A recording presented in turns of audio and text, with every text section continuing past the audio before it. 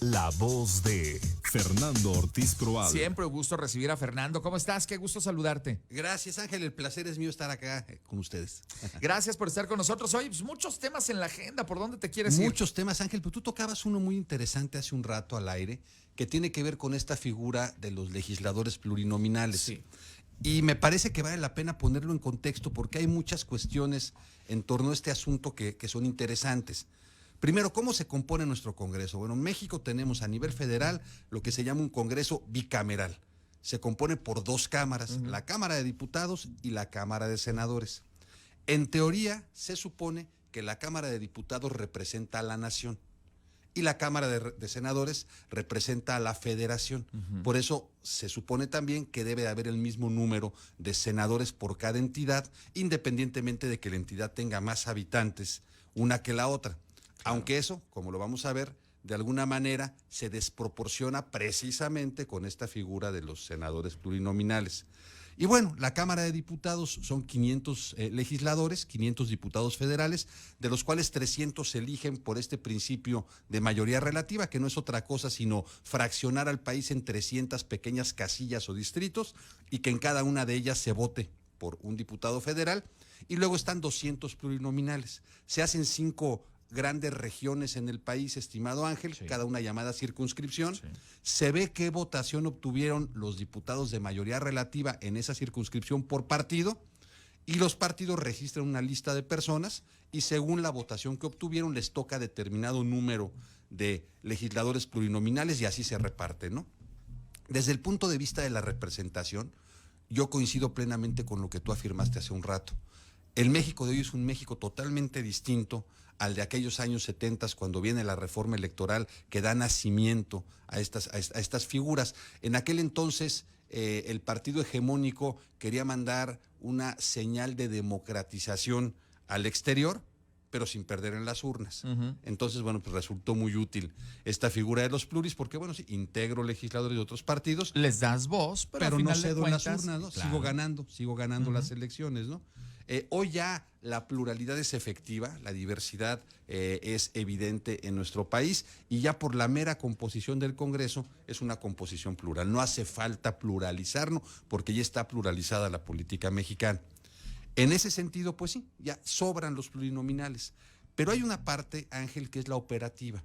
A lo largo de estos años, quienes generalmente llegan por la vía plurinominal son hombres y mujeres que ejercen, vamos a llamarle entre comillas, profesionalmente la política, que han tenido muchos de ellos ya cargos de elección popular previamente. O sea, para ser pluri sí se requiere prácticamente en todas las fuerzas políticas un trayecto meritorio, sí, ¿no? Entonces son finalmente, cuando llegan a las cámaras, los legisladores que acusan más experiencia y están acostumbrados a los mecanismos de trabajo parlamentarios o legislativos. Okay. O sea, los pluris activan el trabajo parlamentario. Son los decanos de las diferentes fuerzas políticas, los que ya le saben, ¿no? Ajá, y nos quejamos, es que son los mismos y brincan de acá, sí, pero son los que presiden las comisiones o son secretarios de las comisiones y forman parte de la Junta de Coordinación Política y están metidos en las cuestiones administrativas. Son de alguna manera los que le meten dinamismo al trabajo legislativo. Prescindir de ellos puede ser delicado. ¿Por qué? Porque hay personajes en los partidos que por su trayectoria difícilmente, o sus circunstancias, difícilmente hoy ganan una elección. Pero pueden ser buenos legisladores, porque son preparados, porque han ejercido profesionalmente la política, porque tienen conocimiento de cómo funciona un Congreso, porque ya han sido legisladores en varias ocasiones, etcétera, etcétera, ¿no? Entonces, es un poco esa regla de té en la que sí, ya no sirven para una cosa, pero en la práctica han acreditado servir para otra, ¿no?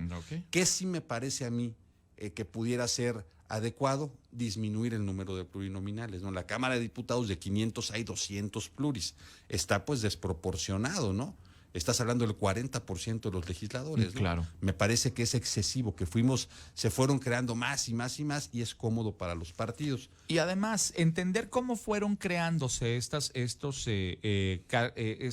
figuras de pluris con el paso de los años. Claro, en un primer momento como para una suerte de representación que ya muy atinadamente nos has explicado el origen, pero fueron creciendo estos pluris a lo largo de los años y lo hicieron más que nada para darle oportunidad a los cuates de estar en las listas, porque muchos de ellos, como tú mencionas, no eran políticamente presentables y muy probablemente no hubieran ganado una elección, pero hay que mantener a la cuatitud en la nómina. Pues sí, es el tema de los congresos finalmente representan la realidad nacional. Yo estoy convencido de que tú no puedes exigir cualidades profesionales o experiencia específica a quienes buscan un lugar en un congreso, porque entonces ya no sería una asamblea realmente popular. Okay. Se empezarían a volver órganos especializados, ¿no? Y perderían su esencia. Uh-huh. Sin embargo, por el otro lado de la moneda, cada día las leyes son más técnicas. Cada día hay más leyes y además son mucho más técnicas. Es verdad. Hoy, por ejemplo, Ángel, entrar a los temas ambientales, tratar de prever lo que se viene en por ejemplo, el sector automotriz con los autos híbridos, eléctricos, todas estas cuestiones que tienen que ver con los temas financieros, las fintech, que son finalmente instituciones financieras que operan a través pues, de medios electrónicos, claro, requieren en muchos casos un conocimiento técnico que no se tiene y que generalmente quien llega a la Cámara no lo tiene. Es verdad. Y muchas veces vemos a los legisladores en un papel de sabelotodos y que creen que por el hecho de haber ganado una elección también, así como les llegó a los apóstoles el don de lenguas, a ellos les llegó el don de todo. Por obra del Espíritu Santo. Y que como yo soy diputado, yo opino y no saben, ¿no? Uh-huh. Y es muy lamentable muchas veces ver los dictámenes que se hacen de propuestas de ley que no están fundados, que nunca citan a nadie, cierto, o sea, como si fueran especialistas en todo sin serlo, ¿no? En España, por ejemplo, existe una figura que se llaman los letrados de las Cortes. Las Cortes equivalen al Congreso sí, en México, ¿no? Serían los letrados o los especialistas del Congreso. Este es un cuerpo de asesoría técnica, académica, jurídica, en algunos casos, pero no en todos, que no cambia. Cuando se contrata a estas personas, a menos que haya una razón para privarlos del cargo, cuando llegan las nuevas legislaturas no los pueden quitar. Uh-huh. Y entonces, si bien los legisladores van y vienen y obedece su llegada y su número a cuestiones políticas, la parte técnica va adquiriendo una curva de aprendizaje a través de estos letrados. Claro. Y son quienes asesoran a los legisladores, les presentan la información necesaria para poder hacer bien su trabajo. Nadie niega que quien tiene el derecho a votar a favor, en contra o abstenerse de una propuesta legislativa es el legislador y sin duda se lo ganó en las urnas. O sea, eso queda intocado. Uh-huh. Sin embargo, lo ideal es que esas propuestas sean sólidas, sean consistentes, sean modernas y sean adecuadas para la realidad que se está viviendo. Si se ve que es muy difícil que los legisladores por su perfil político lo puedan hacer, bueno, qué mejor que tener estos órganos especializados. Okay. ¿Hay asesores en San Lázaro? Sí los hay, pero no se les toma en cuenta y van y vienen como la marea de cada legislatura, pues sí, ¿no? Ya llegaron los nuevos, vienen sus cuates, como tú bien decías hace un rato, ya se fueron, se van, no importa lo bueno o malo que haya sido y lo bien o mal que hayas trabajado.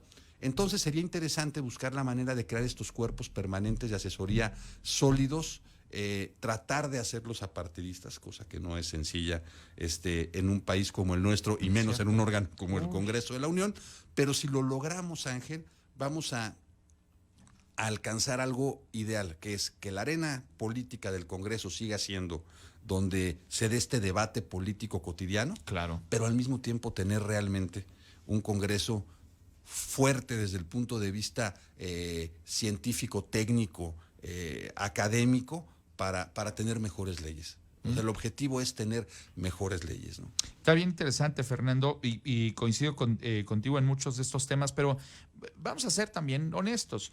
Parte de esta conversación que estamos teniendo esta mañana es a propósito de un interés que ha planteado el Ejecutivo, para que se genere este ruido y este debate, y no necesariamente con el propósito más altruista.